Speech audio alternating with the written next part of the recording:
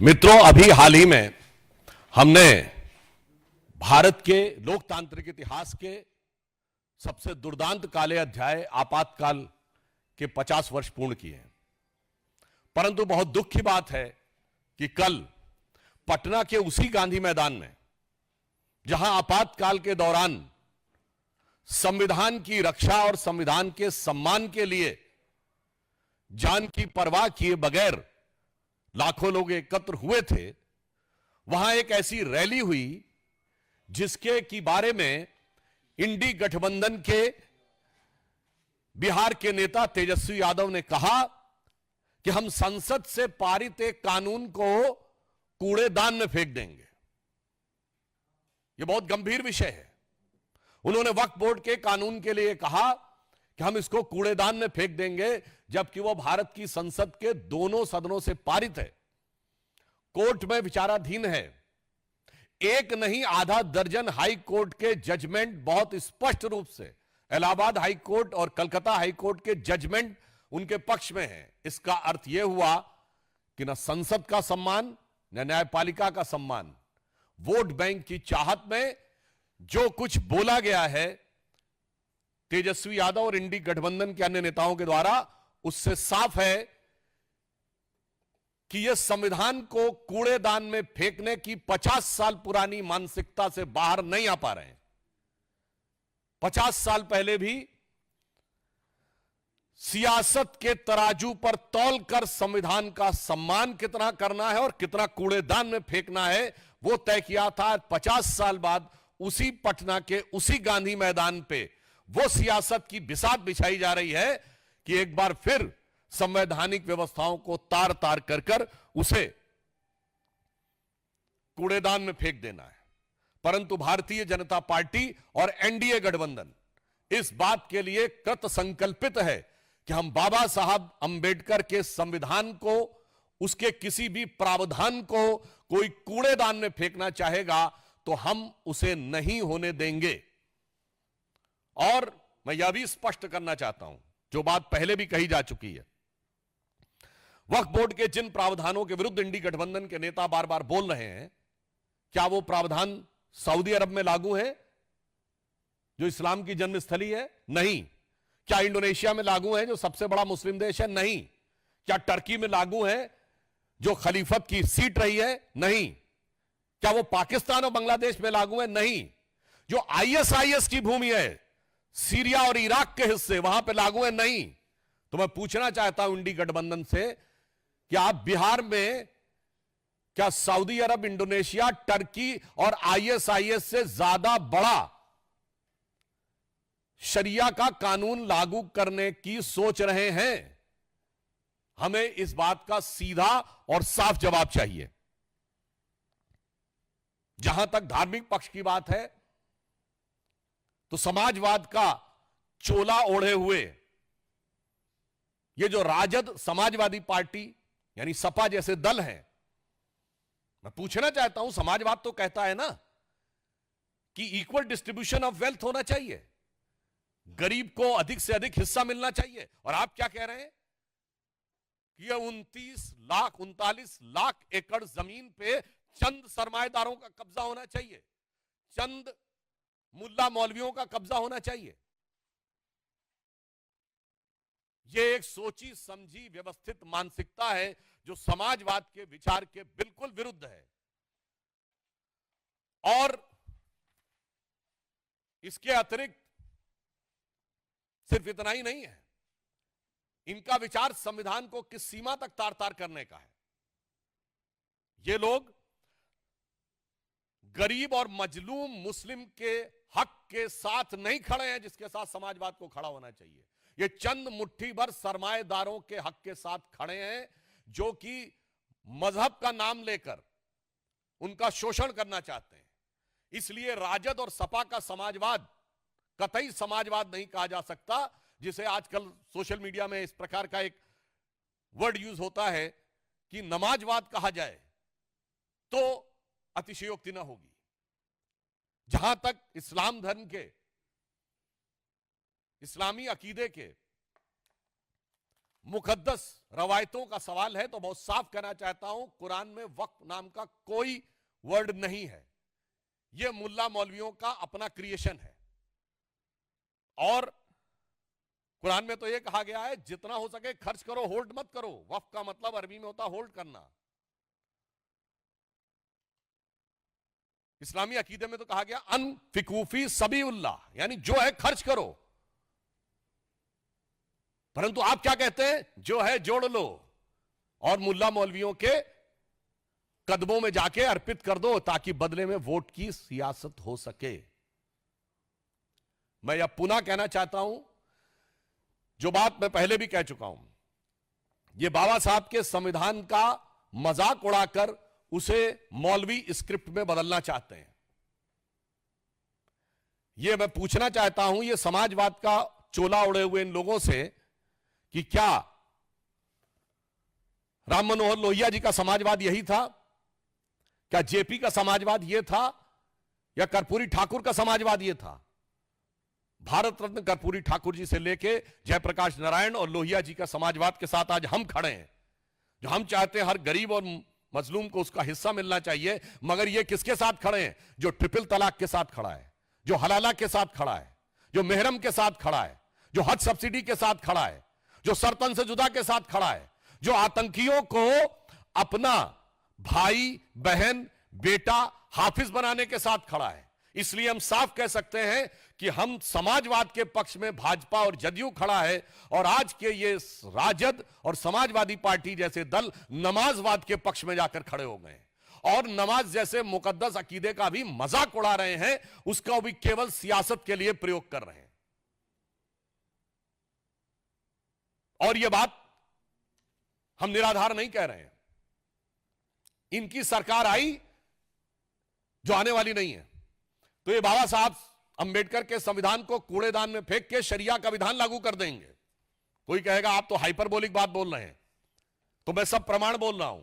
भारत के इतिहास में एक ही बार 400 पार हुआ है, 1985 में, और तब सुप्रीम कोर्ट ने केवल एक शाहबानो केस की याद दिला रहा हूं, एक प्रावधान में केवल यह कहा कि एक तलाकशुदा महिला को 80 या 100 रुपए का मुआवजा लेने की जरूरत है, तो 400 पार की संसद वाली कांग्रेस, जो आज इंडी गठबंधन का नेतृत्व कर रही है और राहुल गांधी के स्वर्गीय पिताजी उसका नेतृत्व कर रहे थे, सुप्रीम कोर्ट के निर्णय को रौंद कर भारत की पार्लियामेंट ने शरिया को संविधान से ऊपर कर दिया। मैं चुनौती से पूछता हूं, दुनिया में कोई एक देश बताइए जो सेकुलर देश जहां शरिया संविधान से ऊपर हो। इसलिए अगर इनकी कभी भी सत्ता आती है, और आज देखिए ये सत्ता के बाहर है, तो भी शरिया के प्रावधानों को लागू करने की बात करते हैं। ना कोर्ट को मानने को तैयार, ना संसद को मानने को तैयार। इसलिए मैं पुनः कहता हूं कि जिन लोगों ने इस सीमा तक जाके किया, उसका समर्थन करने वाले लोग समाजवादी नहीं, नमाजवादी कहलाएंगे। और यह बात मैं पुनः एक सब प्रमाण बोलता हूं, इसके माध्यम से ये पिछड़े, दलित, वंचित और शोषित वर्ग के आरक्षण को भी खा जाना चाहते हैं। यह अभी मैं सब प्रमाण बोल रहा हूं, क्योंकि जिस संस्थान को आप अल्पसंख्यक दर्जा दे देते हैं, SC ST OBC का रिजर्वेशन खत्म, अलीगढ़ मुस्लिम यूनिवर्सिटी SC ST OBC का रिजर्वेशन खत्म, Jamia Millia Islamia SC ST OBC का रिजर्वेशन खत्म, कश्मीर को धारा 370 से पहले के दौर में, यानी जब धारा 370 लागू थी, तो आपने कहा यह मुस्लिम मेजॉरिटी स्टेट है, SC ST OBC का रिजर्वेशन खत्म। और चूंकि अल्पसंख्यक संस्थाओं को में आरक्षण लागू नहीं होता है, तो पिछले दर्जे से अधिक संस्थाओं को अल्पसंख्यक का दर्जा देकर SC ST OBC के आरक्षण को नष्ट करने का षड्यंत्र देखिए।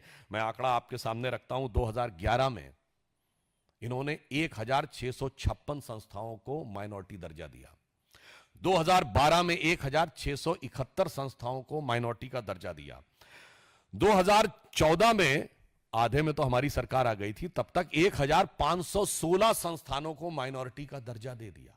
अरे माइनॉरिटी का दर्जा देना है तो जांच परख करके दीजिए ना, जैसे हमने दिया। हमारी सरकार आने के बाद 2020 में 12 संस्थाओं को, 2021 में 14 संस्थाओं को, 2022 में 86 संस्थाओं को दिया गया। ये पिछले दरवाजे से पिछड़ों का आरक्षण को पे सेंध लगाने का काम यही नमाजवादी लोग कर रहे हैं। तेलंगाना में कांग्रेस की सरकार है, उसने पिछड़ों के आरक्षण में अल्पसंख्यक मुस्लिम समाज को की एंट्री करवा दी है। कर्नाटक में अब उन्होंने मुस्लिम समाज को पिछड़ों में शामिल कर दिया है। बंगाल में तो स्थिति और भी विचित्र है। 179 जातियां ओबीसी में की गई, 118 उसमें से मुस्लिम है। ओबीसी कमीशन ने पूछा कि इतनी भारी संख्या में मुस्लिम कैसे आ गए इसमें, तो जानते हैं क्या जवाब दिया गया? कि ये कन्वर्ट होने से पहले जब हिंदू थे तो ये ओबीसी थे, इसलिए इनको ओबीसी मान लिया जाए। तो ओबीसी ने, कमीशन ने पूछा कि फिर इतने कन्वर्ट कैसे हो गए, तो जवाब नहीं। और तो और आपको आश्चर्य होगा कि वो कह रहे हैं कन्वर्ट होने से पहले वो लोग हिंदू थे, तो हिंदू समाज की जातियों से ज्यादा मुस्लिम समाज में जातियां हैं, बंगाल की सरकार के मुताबिक, जो ओबीसी कमीशन को उन्होंने रिपोर्ट दी है। इसलिए मैं कह रहा हूं, ये समाजवाद नहीं, ये मुल्ला मौलवी का नमाजवाद है। ये इस्लामी अकीदे का नमाजवाद भी नहीं है, ये मुल्ला मौलवी का नमाजवाद है। इसलिए ये पिछड़े, दलित और ओबीसी के आरक्षण को जिस ढंग से नष्ट करने का प्रयास कर रहे हैं, जिस ढंग से उस पे पिछले दरवाजे से सेंध मारने का काम कर रहे हैं, श्री नरेंद्र मोदी जी के नेतृत्व में भारतीय जनता पार्टी और एनडीए की सरकार इसे कदापि नहीं होने देगी।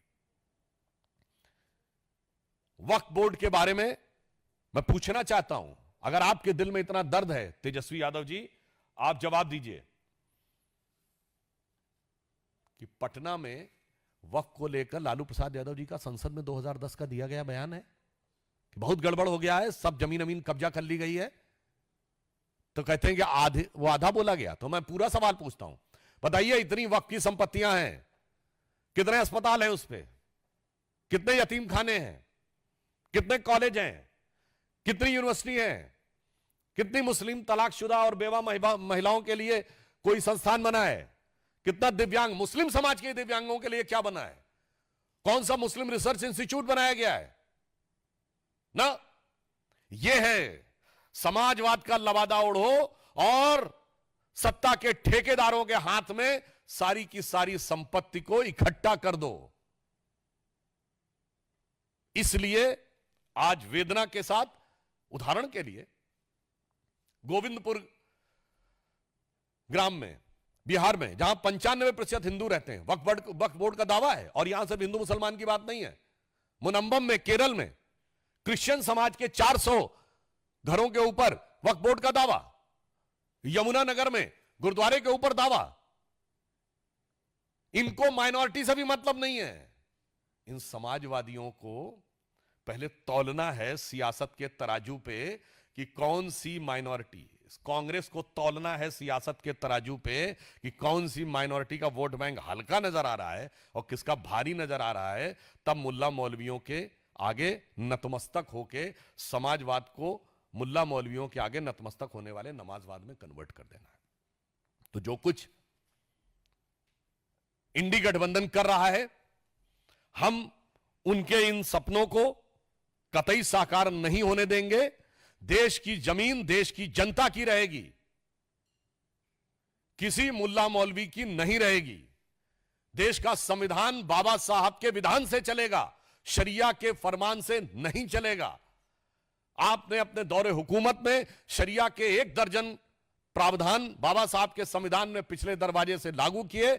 आप इस संविधान को शरिया स्क्रिप्ट बनाना चाहते हैं, हम नहीं होने देंगे। और अंत में मैं कहना चाहूंगा, अपराधीकरण की प्रतीक राजद, भ्रष्टाचार की प्रतीक कांग्रेस, दोनों मिलकर, और दोनों के युवा नेता, एक अधेड़ उम्र का युवा नेता, एक देखिए कितना शिक्षित युवा नेता जिसको क्या कुछ पता है, और ये कह रहे हैं कि भगवान बुद्ध की धरती, नालंदा की धरती का कायाकल्प ये करेंगे। पहले तो मैं इनसे कहना चाहूंगा, वक्त पे कुछ जानकारी लेनी है तो आरिफ मोहम्मद खान साहब राज्यपाल हैं, जाके थोड़ा पढ़िए, समझिए, तो आपको समझ में आएगा कि इस्लामी अकीदे में, इस्लामी इल्म में वक्फ का क्या महत्व है। मगर क्या बताएं, पढ़ने के लिए भी, सुनने के लिए भी, समझने के लिए बुद्धि होनी चाहिए। तो इसलिए इनसे कहना चाहूंगा, समाजवाद के बारे में एक बड़े प्रख्यात समाजवादी कवि हुए हैं अदम गोंडवी। उन्होंने समाजवादी विचारधारा में आए हुए विकार पे दुखी होकर एक कविता लिखी थी, वो मैं आज आपके सामने अर्पित करना चाहता हूं। ये राजद, सपा और इंडी गठबंधन के नेताओं के लिए। और राम राज्य की अवधारणा जो गांधी जी ने दी थी, उसका क्या हाल किया कांग्रेस के नेताओं के लिए। तो अदम गोंडवी जी, ये उनका वाक्य है, मेरा नहीं, ये समाजवादी कवि थे, उन्होंने लिखा था, काजू भुना है प्लेट में विस्की गिलास में, उतरा है राम राज्यों विधायक निवास में। काजू भुना है प्लेट में विस्की गिलास में, उतरा है राम राज्यों विधायक निवास में। और आगे उनके शब्द हैं, पक्के समाजवादी हैं तस्कर हो या डकैत। ये मेरे शब्द नहीं है, ये अदम गोंडवी जी के शब्द हैं। पक्के समाजवादी हैं तस्कर हो या डकैत, कितना असर है खादी के उजले लिबास में। मगर आज जो बिहार में हुआ है, उसको देखकर मेरे मन में भाव आता, तो मैं एक पंक्ति इसके आगे अपने मन से इसको समर्पित करते हुए कहना चाहूंगा कि पक्के नमाजवादी हैं राजद हो या कांग्रेस, पक्के नमाजवादी हैं राजद हो या कांग्रेस, कितनी तड़प है कठमुल्ला वोटों की प्यास में। तो इसलिए मैं बहुत पीड़ा के साथ, और मैं बिहार की प्रबुद्ध जनता का आह्वान करता हूं कि उसके सामने दो रास्ते हैं, राष्ट्रवाद और समाजवाद। अब वास्तविक समाजवाद के रास्ते पर चलती हुई भाजपा और जदयू, और कठमुल्लापन वाले नमाजवाद के रास्ते पर चलती हुई इंडी गठबंधन, जो सरकार में आने पर पिछले दरवाजे से शरिया लागू करने के लिए कोशिश करेगी, और एक तरफ हमारी सरकार जो बाबा साहब के संविधान की रक्षा करने के लिए कृत संकल्पित रहेगी। धन्यवाद।